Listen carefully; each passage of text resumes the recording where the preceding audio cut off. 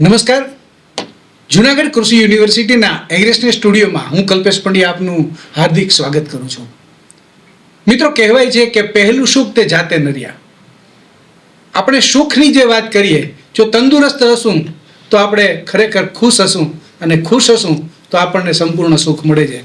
આવી વાત જ્યારે આપણે કરતા હોઈએ ત્યારે 7મી એપ્રિલ, જેને આપણે વર્લ્ડ હેલ્થ ડે તરીકે ઉજવીએ છીએ, તો આ દિવસ શા માટે આપણે ઉજવીએ છીએ, ઉજવણી કેવી રીતે શરૂ કરવામાં આવી, આ વિષયકની માહિતી સંપૂર્ણ આપવા માટે આપણી સાથે જૂનાગઢ આયુર્વેદિક કોલેજ અને હોસ્પિટલના પ્રિન્સિપાલ શ્રી ડૉક્ટર સિદ્ધેશ પંડ્યા સાહેબ આપણી સાથે જોડાયા છે. સાહેબ, આપનું સ્ટુડિયોમાં સ્વાગત છે.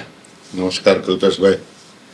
સાહેબ, ખાસ વાત કરવામાં આવે તંદુરસ્તીની, અને ખાસ આપ આયુર્વેદાચાર્ય છો, આપ આરોગ્ય સંબંધિત આપણે વાત કરવાની છે, ત્યારે ખરા અર્થમાં આરોગ્યની જાળવણી કરવા માટે આપણે શું કરવું જોઈએ, એટલે કે 7મી એપ્રિલને આપણે વર્લ્ડ હેલ્થ ડે શા માટે ઉજવીએ છીએ અને કેવી રીતે ઉજવીએ છીએ, એ વિશે પહેલા શરૂઆતમાં વાત કરો. 7મી એપ્રિલ વર્લ્ડ હેલ્થ ડે તરીકે ઉજવવાની શરૂઆત WHO દ્વારા કરવામાં આવી, અને આ વિશ્વ આરોગ્ય દિવસ એટલે જનરલી આપણે આરોગ્યને મહત્વ નથી આપતા, કેમ કે આપણું શરીર રૂટીનમાં કામ કરતું એટલે આપણે માની લઈએ છીએ કે આપણે હેલ્ધી જ છીએ. પરંતુ એ આપણી હેલ્થ છે એ કન્ટિન્યુઅસ મેન્ટેન રહે એ બહુ અગત્યનું છે. અને હેલ્થ છે ને બહુ સેન્સિટિવ સબ્જેક્ટ છે. ક્યારે બગડી જાય, ખરાબ પાણી પીવાઈ જાય તો બગડી જાય, ખાવાનું કંઈક ખરાબ આવી જાય તો બગડી જાય. તો આ રીતનું આપણે આરોગ્યની કિંમત, આપણે હેલ્ધી છીએ એની કિંમત આપણને થાય, એના માટે 7 એપ્રિલે વર્લ્ડ વાઇડ WHO દ્વારા વિશ્વ આરોગ્ય દિવસની ઉજવણી કરવામાં આવે છે. અને ખાસ આનું મેઇન એમ એ છે કે લોકો પોતે હેલ્થ પ્રત્યે કોન્શિયસ બને, એ મુખ્ય હેતુથી આને શરૂ કરવામાં આવેલું છે. મિત્રો, સાહેબે બહુ સરસ વાત કરી કે આપણે આપણા શરીર માટે, આપણા આરોગ્ય માટે જાગૃત બનવું પડે. પણ સાહેબ, ખરા અર્થમાં આરોગ્ય એટલે શું, સાચું અને સારું આરોગ્ય કેને કહેવાય, એ વિશે પણ થોડી વાત સમજાવો. આખું વાંચી લે ને તો ક્યાંય રોગની ખરેખર ડેફિનેશન નથી કલ્પેશભાઈ. અમારા શાસ્ત્રમાં ડેફિનેશન છે ને આરોગ્યની જ આપેલી છે. સમદોષ સમગ્નિશ્ચ સમધાતુ મલક્રિય પ્રસન્ન આત્મ ઇન્દ્રિય મન સ્વસ્થ ઇતિ વિધિયતે. એટલે કે જેના દોષ સમાન છે, જેની અગ્નિ સમ છે, જેની ધાતુ સમાન છે, અને ખાસ કરીને આત્મા, મન અને ઇન્દ્રિય પ્રસન્ન છે અને સ્વસ્થ મતલબ હેલ્ધી.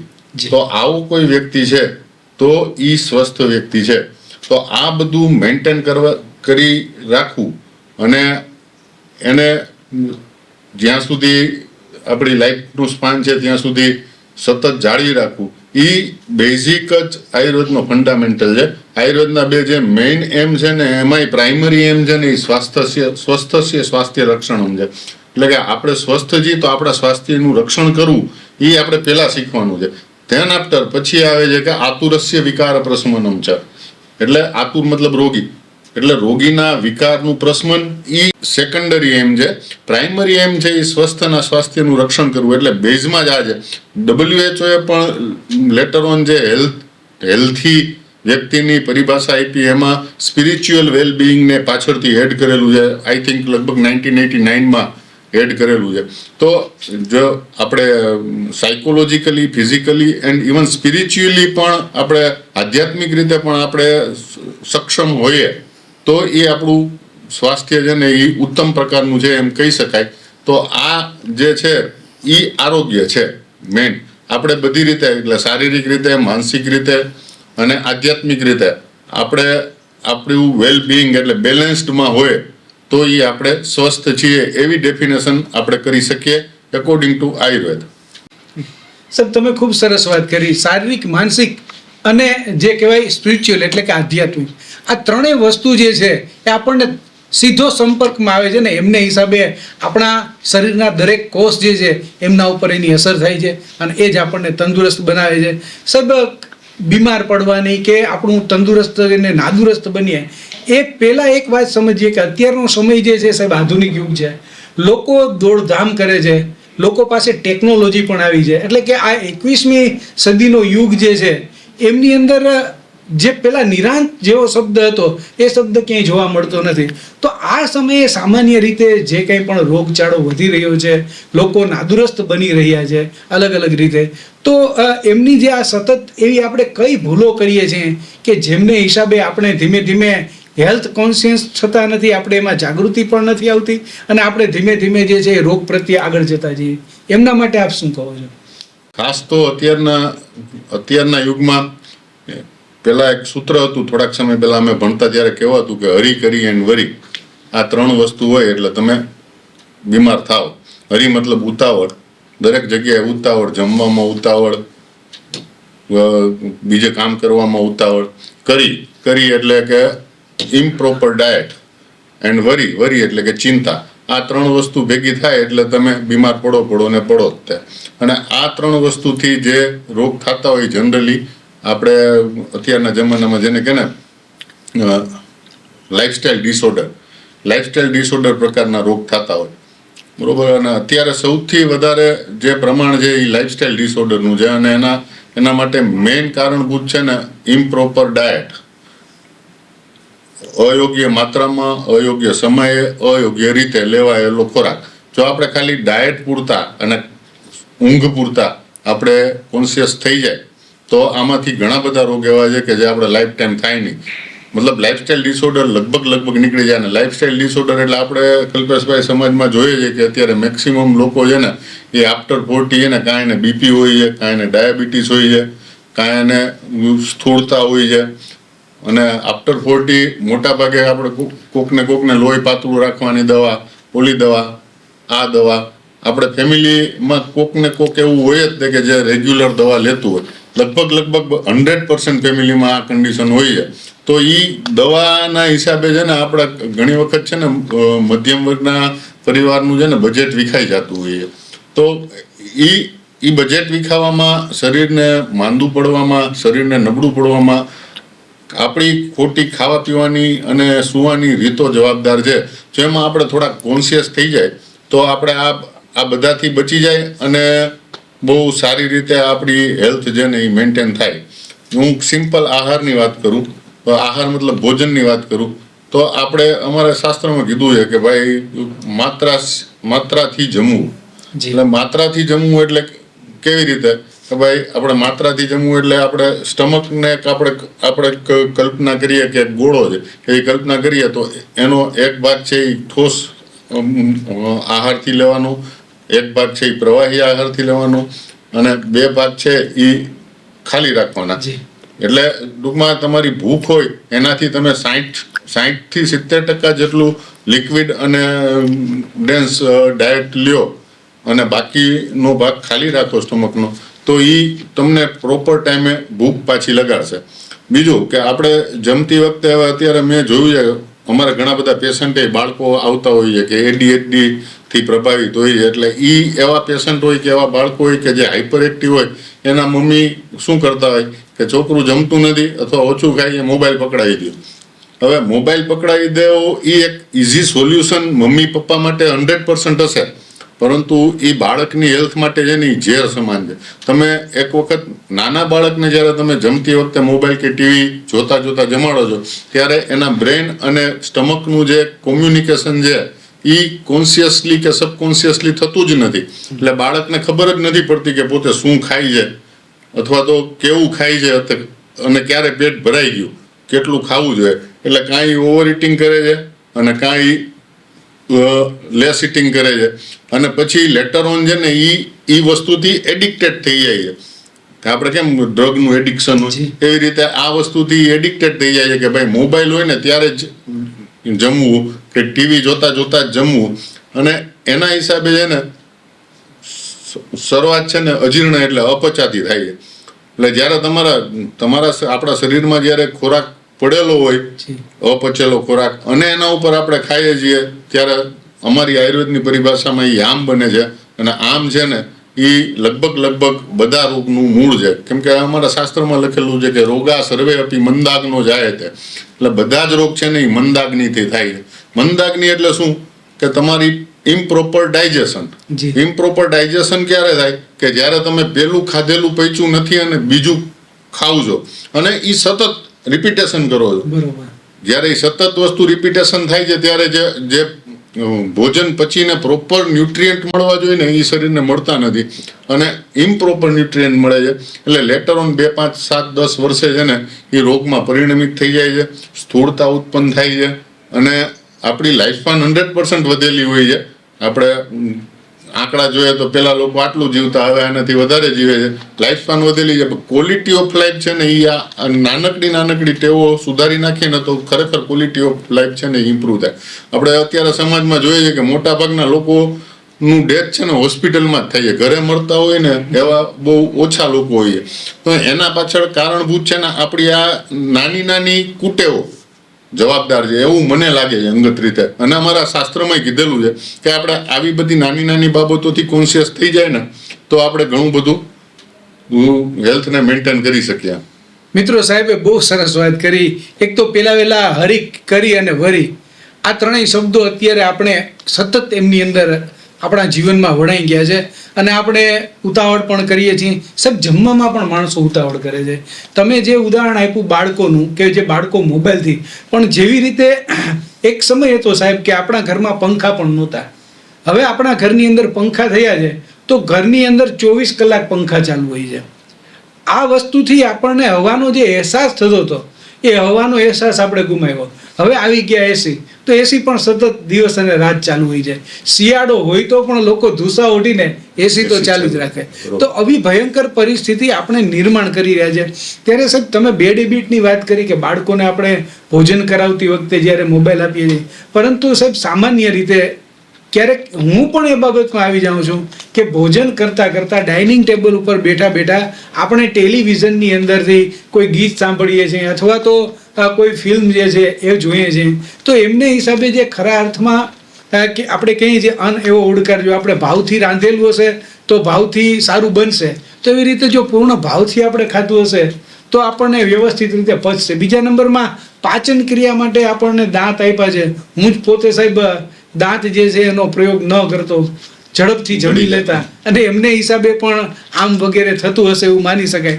તો સાહેબ, આવી બધી બેડ હેબિટ જે છે એ તમે જે અમને વર્ણવી બહુ સરસ વાત છે. તો મિત્રો, ખાસ જે છે ને જમવા સમયે આપણે સ્વીકારીએ છીએ, સાહેબે અગાઉ પણ વાત કરી કે સ્પિરિચ્યુઅલી જોઈએ તો આપણે આત્મિક રીતે વિચારવાનું છે કે આપણી અંદર જે ઠાકર બેઠો છે એને આપણે થાળ ધરાવીએ છીએ અને આપણે એને ભોજન કરાવીએ છીએ.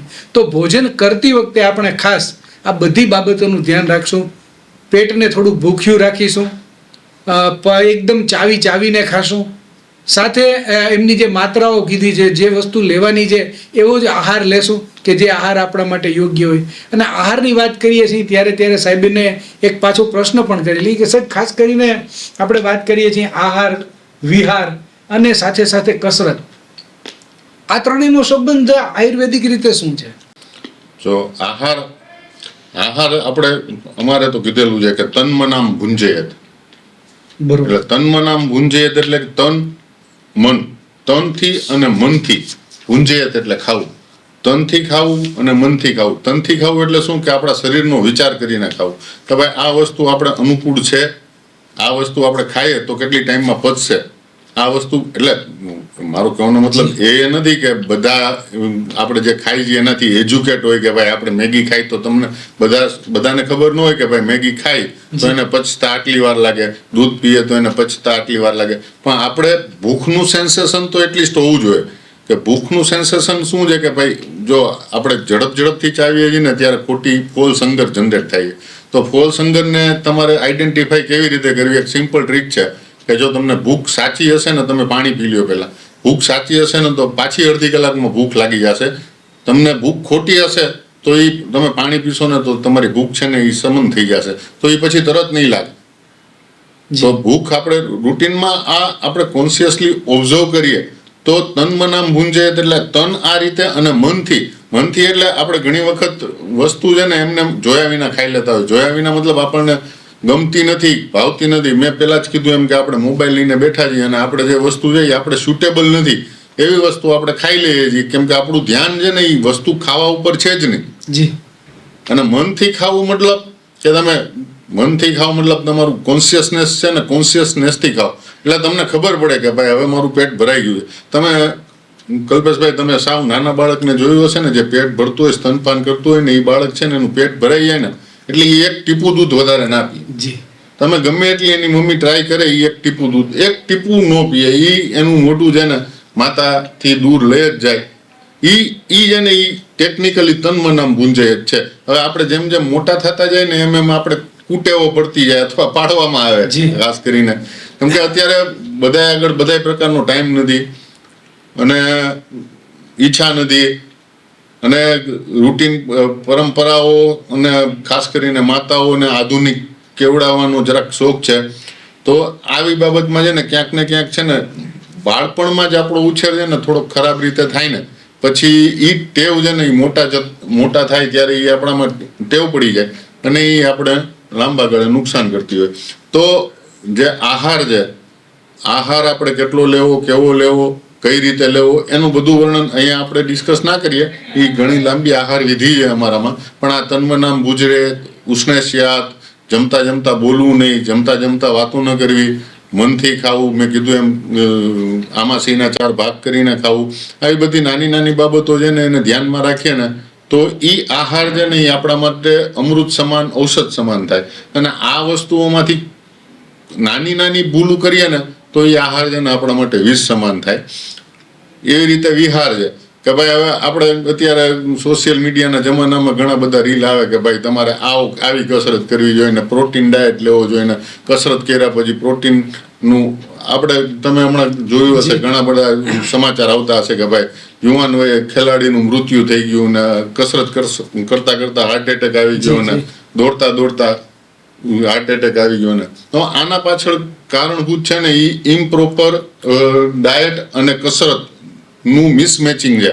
હવે પ્રોટીન ડાયટ છે તો તમે નકરું પ્રોટીન ખાધે રાખો તો તમારી કિડની ડેમેજ થવાની છે. તમારે જે જરૂર છે એ વસ્તુ તમારે બધાની જરૂર છે. પ્રોટીનની જરૂર છે ફેટની જરૂર છે કાર્બોહાઈડ્રેટની જરૂર છે. આ મોટા મોટા મતલબ આ સ્થૂળ રીતે કહું છું કે આ 3 મેઇન કન્ટેન્ટ છે આહારના તો એ 3ની જરૂર છે. તમે એમાં એકને એક્સેસ કરો અને બીજાને બંધ જ કરી દો તો એની ઘટ સર્જાવાની જ છે અને લેટર ઓન છે ને એ વસ્તુ તમને ક્યાંક ને ક્યાંક રિફ્લેક્ટ થવાની છે શરીરના કોક ને કોક અંગને એ નુકસાન કરવાની છે. તો કસરત કરવાના પણ પ્રોપર ટાઈમ હોય. અમારા શાસ્ત્રમાં કીધેલું છે કે વ્યાયામ કેટલો કરવો તો કે તમારી ફૂલ કેપેસિટી હોય એનાથી અડધો વ્યાયામ કરો અને કપાળ અને બગલ માં પરસેવો થાય ત્યારે તમારે વ્યાયામ બંધ કરી દેવો. તો એ હેલ્ધી એક્સરસાઇઝ છે. તો આ પ્રકારની એક્સરસાઇઝ તમે કરો તો રૂટીનમાં અમે અત્યારે આધુનિક ઓલામાં છે ને રિસર્ચમાં રૂલ ઓફ 21 કહેવાય છે કે તમે 21 દિવસ ગમે એ વસ્તુ કરો ને તો 22મા દિવસે શરીર છે ને તમારું ઓટોમેટિક છે ને એને માગે. તો એ તમે આવી રીતે નાનું 21 દિવસનું 2-5 મિનિટની શેડ્યુલ આપણે કરતા જાય ને તો આપણી જે કુટેવ છે ને એ 22મા દિવસે નહીં તો 42મા દિવસે પણ સુધરી જાય. આપણે આજથી જ નક્કી કરીએ કે આપણે જમતા જમતા ટીવી નહીં જોઈએ જમતા જમતા વાતું નહીં કરીએ વાસી ખોરાક નહીં ખાય રીહીટ કરેલો ખોરાક નહીં ખાય આવું નક્કી કરીએ તો આપણે.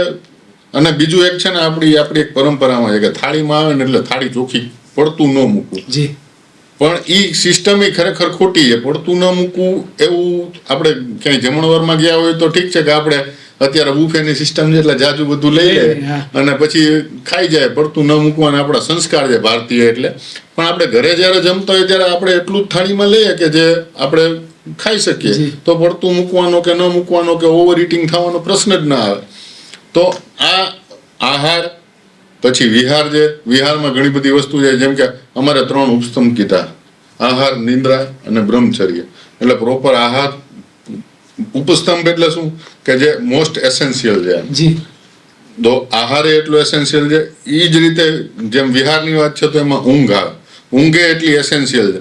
આપણે જનરલી જોઈએ છીએ કે માણસો અત્યારે રીલ જોતા જોતા ફેરવતા મેં જોયા છે ઘણા બધા પેશન્ટે જોયા છે અને મિત્રોએ જોયા છે અને ક્યારેક હું પોતે આવી ભૂલ કરી જતો હોઉં છું કે ભાઈ આ બધી સોશિયલ મીડિયા છે ને એ એક પ્રકારની એડિક્ટિવ વસ્તુ છે કે તમે એક રીલ જોવો પછી બીજી રીલ આવે એમાં આપણને સમયની ખબર નથી રહેતી.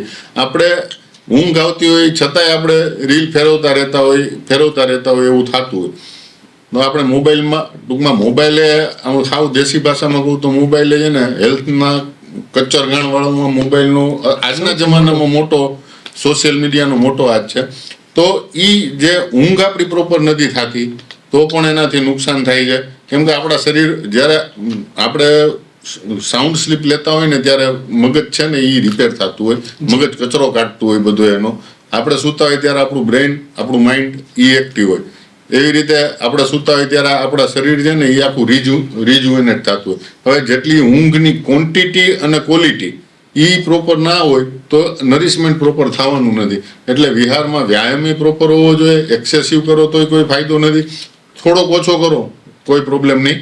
લેટર ઓન તમે એને વધારી શકશો, પણ તમે શરૂઆત જ વધારાથી કરશો. એક રાતમાં કંઈ તમારું બોડી બનવાનું નથી કે એક રાતમાં કંઈ હેલ્થ છે ને એ રિગેન થવાની નથી. હેલ્થ છે ને એ આખી લાંબી પ્રોસેસ છે.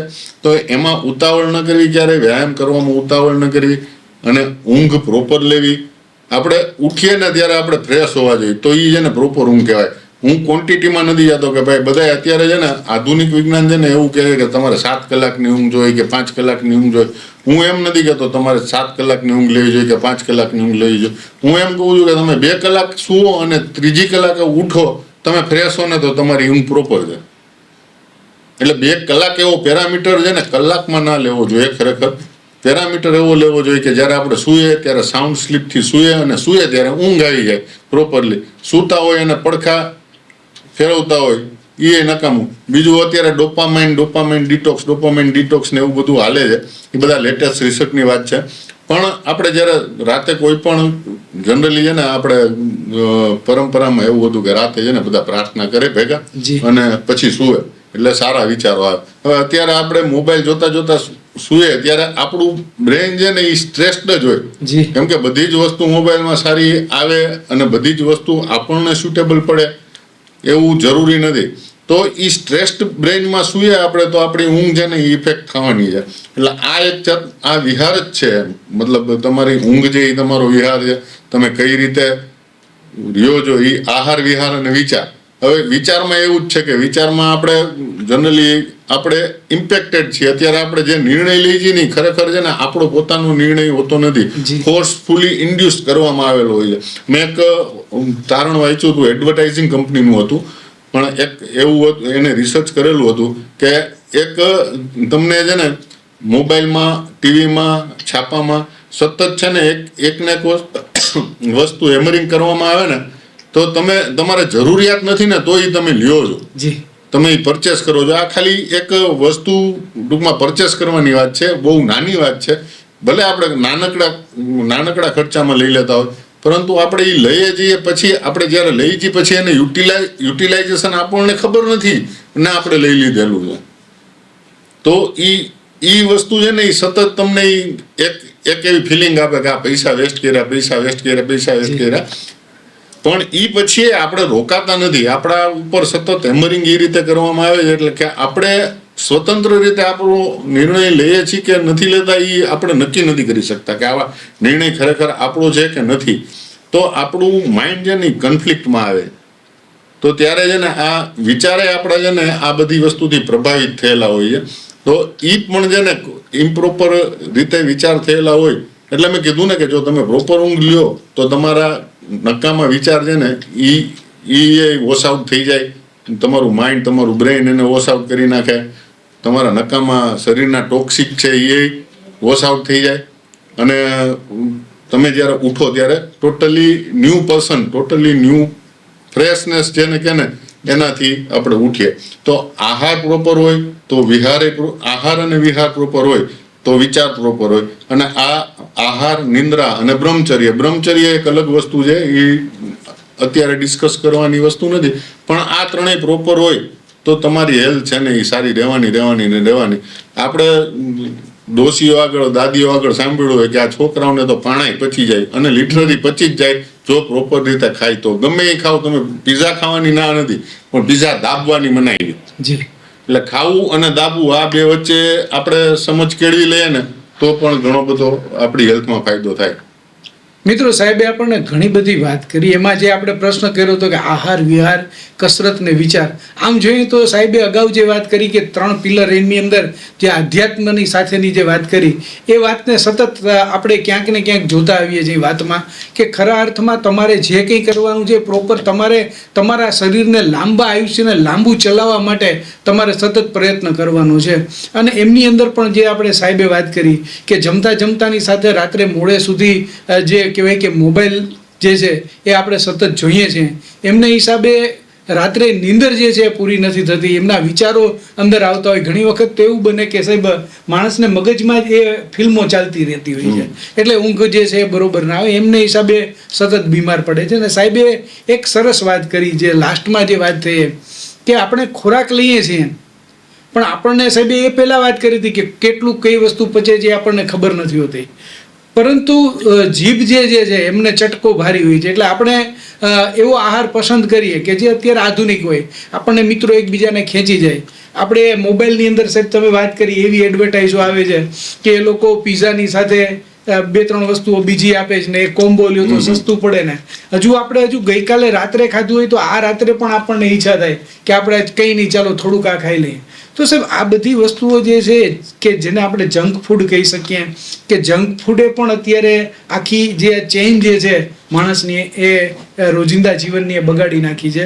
તો એમની જ્યારે આપણે વાત કરીએ છીએ ત્યારે સાહેબ એક વાત હું તમારી પાસેથી જાણવા માંગીશ કે સાહેબ અત્યારે આપણે લોકો જે છે એ ભોજનની સાથે સાથે તરકરા એટલે કે આપણે છાશનો પ્રયોગ કરતા હતા, પરંતુ હવે સમય એવો આવી ગયો છે કે લોકો છાશને છોડીને ઠંડા પીણાનો પ્રયોગ કરે છે.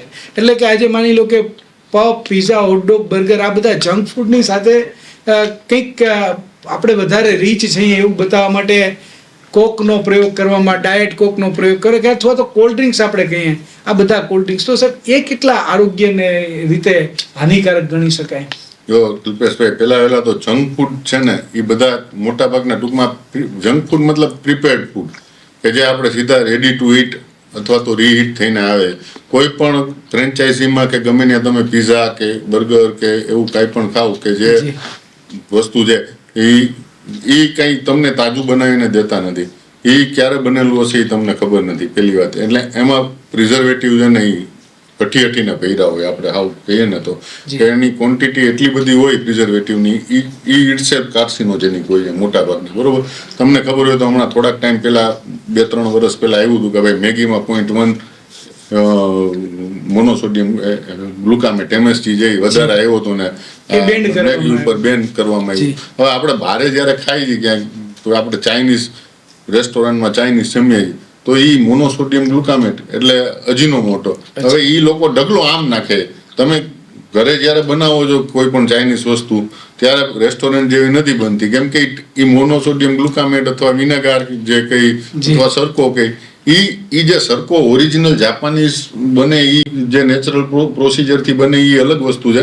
આ જે વિનેગાર બને એ પ્યોર કેમિકલ છે અને એ શરીરમાં કાર્સિનોજેનિક ઇફેક્ટ આપે છે. અને બીજું કે આપણે જે જંક ફૂડ લઈએ જે એ બધા મોટા ભાગે એને પિષ્ટ અન્ન એટલે કે મેંદાથી બનેલા હોય, અને એ જે પિષ્ટ અન્ન હોય ને એ પચવામાં ભયંકર ભારે હોય, એને પચતા બહુ વાર લાગે.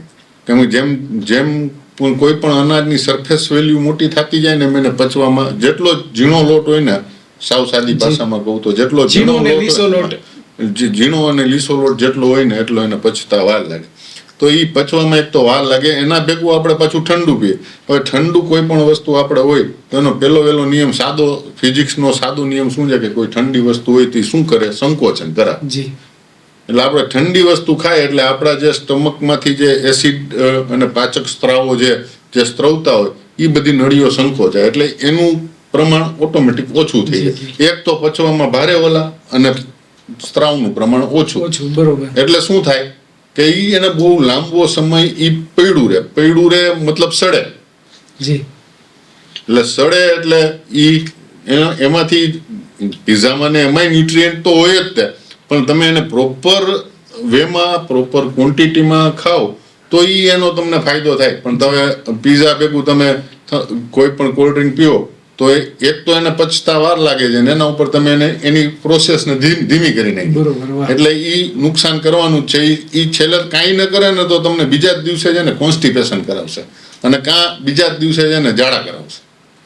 તમે જનરલી જોજો કે ક્વોન્ટિટીમાં તમે ખાઈ લીધું હશે ને તો પછી બીજા દિવસે છે ને તમને મજા નહીં આવે. આ જંક ફૂડ જેને કહી છે, મેંદાની વસ્તુ છે બધી જી જી એ, અને એમાં જે વપરાતા પ્રિઝર્વેટિવ, વપરાતું તેલ, એની ક્વોલિટી છે ને એના કોઈ સ્ટાન્ડર્ડ છે ને ફિક્સ હોતા નથી. વાહ. મિત્રો, સાહેબે બહુ સરસ વાત કરી. અને લાસ્ટમાં જ્યારે આપણે વાત કરીએ આયુર્વેદની દ્રષ્ટિએ તંદુરસ્ત રહેવાની વાત થતી હોય ત્યારે જે ખરા અર્થમાં આપણું રસોડું જે છે એક આયુર્વેદનું ઘર છે, એટલે કે આપણી આયુર્વેદ શાળા છે. પરંતુ આપણે જે છે જંક ફૂડની વાત કરતા હોય, બહારનો ખોરાકની વાત કરતા હોય, વાસી ખોરાકની વાત કરતા હોય, તો આ બધા તમામ પ્રકારના ખોરાક જે છે આપણા માટે વર્જ્ય છે. ખોરાક ખાવાની રીત પણ આપણી ખરાબ છે. આપણે બેડ હેબિટના હિસાબે ગમે ત્યારે ભોજન જે છે એ કરીએ છીએ, રાત્રે મોડા પણ ભોજન કરીએ છીએ. આવી બધી બાબતોની સાથે સાથે છેલ્લે જે સાહેબે વાત કરી કે જંક ફૂડ એટલે કે એક વખત રંધાયેલું ને ફરીથી એને રાંધવામાં આવે, સાથે સાથે એમની અંદર જે કંઈ પણ કેમિકલ્સ નાખવામાં આવે છે અથવા તો જે કંઈ પણ વસ્તુઓ ઉમેરવામાં આવે છે એમની અંદર, માની લો કે ઘણી વખત સાહેબ એવું પણ બન્યું છે કે જે બટર વાપરવામાં આવે છે કે ચીઝ વાપરવામાં આવે છે, એ ભારત દેશની એક બહુ ભયંકર પરિસ્થિતિ છે કે અહીંયા આગળ ડુપ્લિકેટ વસ્તુઓ ઘણી બધી વેચાય છે જેને આપણે ઓળખી શકતા નથી. અને આવી ડુપ્લિકેટ વસ્તુઓ જે છે શરીરની અંદર આપણે ખાઈએ છીએ ત્યારે આપણે જ્યારે લેવા ગયા હોય ને ત્યારે તો સાહેબ એવું લાગે કે આ વ્યક્તિ એટલું બધું ચીઝ નાખે છે, ઓહો બહુ સરસ, આમ હું આનાથી મારી હેલ્થ જે છે એ સુધરશે. પણ ખરા અર્થમાં મિત્રો આપણી હેલ્થ બગડે છે. જો તમારે લાંબુ આયુષ્ય જીવવું હોય, તંદુરસ્ત આયુષ્ય જીવવું હોય તો તમારે કંઈક ફેરફાર કરવો પડે. સાહેબે કીધું એ પ્રમાણે એ વસ્તુ ખરાબ નથી, પણ એની પદ્ધતિ જે છે ને લેવાની ખરાબ છે. એક તો એ પચે નહીં એવી વસ્તુ છે અને એમાં આપણે કોલ્ડ ડ્રિંક્સ પીએ છીએ. તો થોડું ચેતજો આ બાબતમાં કે આપણે આગળ ઉપર શું કરવું જોઈએ. સાહેબ, અંતમાં એક વાત આપણે લઈ લઈએ કે અત્યારના સમયની અંદર જે આ બધા કોન્સ્ટિપેશન તો હવે નાના બાળકોને પણ થઈ ગઈ છે, આંતરડાની બીમારીઓ પણ ઘણાને થવા માંડી છે. આ ઘણી બધી આવી પ્રોબ્લેમ તો છે, સાથે સાથે ડાયાબિટીસ, પછી આપણે જે કહેવાય બ્લડ પ્રેશર, માનસિક, હવે તો મોબાઈલના હિસાબે માનસિક રોગ પણ લાગે છે. તો આવા બધા રોગો જે છે, મેદસ્વીતા, સ્થૂળપણું, એ પણ આમની અંદર સામેલ છે. તો આવી બધી વસ્તુઓ જે છે એ અત્યારના સમયની અંદર વધી રહી છે. ત્યારે આપ તો આયુર્વેદાચાર્ય છો, આપ આયુર્વેદિક કોલેજના પ્રિન્સિપાલ પણ છો, ત્યારે હાલના સમયની અંદર ગવર્મેન્ટ દ્વારા આયુષ જે છે ચલાવવામાં આવે છે. તો આયુષ દ્વારા આ બધી બાબતોમાંથી બહાર નીકળી અને તંદુરસ્ત લાઈફ જીવી શકાય એના માટે કઈ કઈ પ્રવૃત્તિઓ થાય છે ટૂંકમાં જણાવો. અમારે આયુષ મતલબ આયુર્વેદ, યોગ, યુનાની, સિદ્ધા અને સોવા રિક્પા, આ બધી આપણી પ્રાચીન ચિકિત્સા પદ્ધતિઓ અથવા તો હેલ્થ માટેનું એન્શિયન્ટ સાયન્સ કહીએ તો એ વધારે યોગ્ય રહેશે. તો Ayush department, health and family welfare department અંતર્ગત એક આયુષ બ્રાન્ચ છે અને બધા જ સિટીમાં અમારી હોસ્પિટલો છે આયુષની. આયુર્વેદ હોસ્પિટલો છે, હોમિયોપેથી દવાખાનાઓ છે, 2-3 જગ્યાએ હોમિયોપેથી હોસ્પિટલો પણ છે. અહીંયા આ જગ્યાએ તમે જાશો, કોઈ પણ જાય તો એને પોતાની હેલ્થ માટેનું નોલેજ જે કાંઈ જોતું હોય એ અવેલેબલ અમારા વૈદ્ય મિત્રો છે એ કરાવતા જ હોય છે. અને હું તો ત્યાં સુધી કહીશ કે આનું મેક્સિમમ તમે લાભ લ્યો. જો પહેલું સુખ તે જાતે ન રહ્યા, એ આપણે કીધેલું જ છે.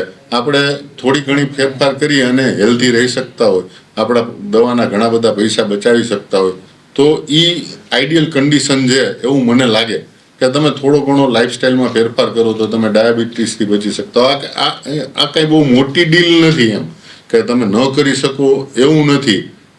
આ બધા કરી શકે એવું બહુ ઇઝી ગોઈંગ છે, પણ તમને પ્રોપર રીતે સમજાવવામાં આવે તો તમે અમારા જુનાગઢમાં આપણા આયુર્વેદ હોસ્પિટલ છે, એમાં અલગ અલગ વિભાગ છે, એમાં સ્વસ્થ વિભાગ અંતર્ગત આખી બધી વસ્તુ તમારે હેલ્ધી કેમ રહેવું એ આખું ડિટેલમાં તમને સમજાવવામાં આવે. તમે જો એની મુલાકાત લ્યો હેલ્થ સેન્ટરની તો. અને બાકી આપણે ભગવાનને પ્રાર્થના કરી કે કોઈ રોગા સર્વે મતલબ લોક છે એ બધા રોગોથી મુક્ત જ રહે એવી આપણે પ્રાર્થના કરીએ ભગવાનને. પણ રોગ હવેના જમાનામાં અનએવોઇડેબલ છે, તો આપણે એને ઓછા કરી શકીએ અથવા તો મેન્ટેન કરી શકીએ, અથવા તો કેટલાક આયુર્વેદ પદ્ધતિથી ઘણા બધા રોગ છે ને રિવર્સ પણ થઈ શકે છે. ડાયાબિટીસની ઇનિશિયલ સ્ટેજ હોય તો એ તમે રિવર્સ કરી શકો છો. એવી રીતના આ સ્થૂળતા છે, બીપી છે, આ બધાને છે ને તમે થોડા ઘણા લાઈફસ્ટાઈલમાં ચેન્જીસ કરી અને એને રિવર્સ કરી શકો છો, તમે એનાથી મુક્ત થઈ શકો છો. અને બીજી એક વસ્તુ છે કે કોઈ પણ રોગ લાઈફસ્ટાઈલ ડિસઓર્ડર હોય ને એની દવા તમારે જીવો ત્યાં સુધી લેવાની થાય છે મોટા ભાગે. તો એ એક દવા છે ને એ બીજા રોગને નિમંત્રણ આપે છે. ખરાબ છે એવું કહેવાનો મારો જરાય આશય નથી, કેમ કે ઇમરજન્સી કન્ડિશનમાં ઘણી બધી જગ્યાએ આયુર્વેદ કામ નથી આપતું. એ હકીકત છે કે ભાઈ તમને ખબર જ મોડી પડી કે ભાઈ તમારું ડાયાબિટીસ છે ને એ સાયલન્ટ કિલર છે. તમે જ્યારે ચેક કરાવો ત્યારે સીધું તમારું 600 ડાયાબિટીસ આવ્યું, તો મારી પાસે આયુર્વેદની એવી કોઈ દવા સાહેબ અત્યારે અવેલેબલ નથી કે એક જ દિવસમાં તમારું ડાયાબિટીસ છે એને નોર્મલ કરી દે. એને કરવા માટે તમારે એલોપેથીનો સહારો લેવો જ પડે. પણ એના ઉપર ડિપેન્ડન્ટ થતા પહેલા તમે એ ચાલુ કરી અને કોઈ પણ આયુર્વેદ વૈદ્યની પ્રાઇવેટમાં, સરકારી ફેસિલિટી પણ ઘણી બધી સારી છે ઓલ ઓવર ગુજરાતમાં. તાલુકા સેન્ટરમાં અમારા દવાખાના છે આયુષના, અને સિટી સેન્ટરમાં હોસ્પિટલ છે, 50 બેડની હોસ્પિટલ, 100 બેડની હોસ્પિટલ, 20 બેડની હોસ્પિટલ, એવી કેટેગરી વાઇઝ હોસ્પિટલ છે. જે સિટીમાં જેટલી સંખ્યા છે એના અનુસાર. તો તમે સોશિયલ મીડિયાથી આયુર્વેદ ન સમજતા એક વખત હોસ્પિટલ અથવા અમારા દવાખાનાની મુલાકાત લેશો તો તમને વૈજ્ઞાનિક રીતે આ વસ્તુ સમજાવવામાં આવશે. મિત્રો, સાહેબે આપણને ખૂબ સરસ વાત કરી. વર્લ્ડ હેલ્થ ડે, આપણે આપણા સ્વાસ્થ્યના, આપણી તંદુરસ્તીના વધારા માટે, સારું જીવવા માટે પ્રયત્ન કરવો જોઈએ, અને એ પ્રયત્ન જે છે એ આપણી અંદરથી જાગૃત થતો હોય છે. ત્યારે આજના દિવસે સાહેબે આપણને ઘણી બધી બાબતોની વાતો કરી. આ વાતથી અમે તમને એ કહેવા માગીએ છીએ કે આપ પણ જો જુનાગઢની આજુબાજુમાં રહેતા હો, દરેક તાલુકાની અંદર પણ આ આયુર્વેદિક હોસ્પિટલો છે, તો તમે ત્યાં એક વખત અવશ્ય મુલાકાત લ્યો, ડૉક્ટરને મળો. નાની મોટી કંઈ પણ તકલીફ હોય તો એમના વિશે પહેલાં જાણો. સોશિયલ મીડિયામાં જે રીલ્સ આવે છે એનો આપણે ઉપકાર જ માનીએ છીએ, એનાથી આપણે જાણીએ છીએ, પણ એ વસ્તુનો ઉપયોગ કરતાં પહેલાં જો આયુર્વેદાચાર્યને મળવામાં આવે, આપણે એવું નથી કહેતા કે પ્રાઇવેટમાં મળો ને તમારે કદાચ ફી ચૂકવ્યો, સરકારી હોસ્પિટલમાં જે એમને મળો ડૉક્ટર, અને એમની પાસેથી તમે જો માહિતી મેળવશો તો તમને તમારા જીવન જીવવાની પદ્ધતિ જે છે ને સાચી એ ખ્યાલ આવશે. હા, આપણે આધુનિક બનવાનું છે, પણ આપણે ધ્યાન રાખવાનું છે કે એ આધુનિકતામાં ક્યાંક આપણી આખી જિંદગી હોમાઈ ન જાય. અને એટલા જ માટે આજે ડૉક્ટર સિદ્ધેશ પંડ્યા સાહેબ ખાસ આપના માટે પધાર્યા છે. સાહેબ, તમે સ્ટુડિયોમાં પધાર્યા અને અમારા દર્શક મિત્રોને ખૂબ સરસ વાત કરી તંદુરસ્ત રહેવા માટેની, એ બદલ સાહેબ આપનો ખૂબ ખૂબ આભાર. આભાર કલ્પેશભાઈ. અને છેલ્લે હું એટલું કહીશ કે સર્વે સંતુ નિરામયા. જી, બધાય સારું સ્વાસ્થ્ય જે છે ભોગવે એવી ભગવાનને પ્રાર્થના. નમસ્કાર.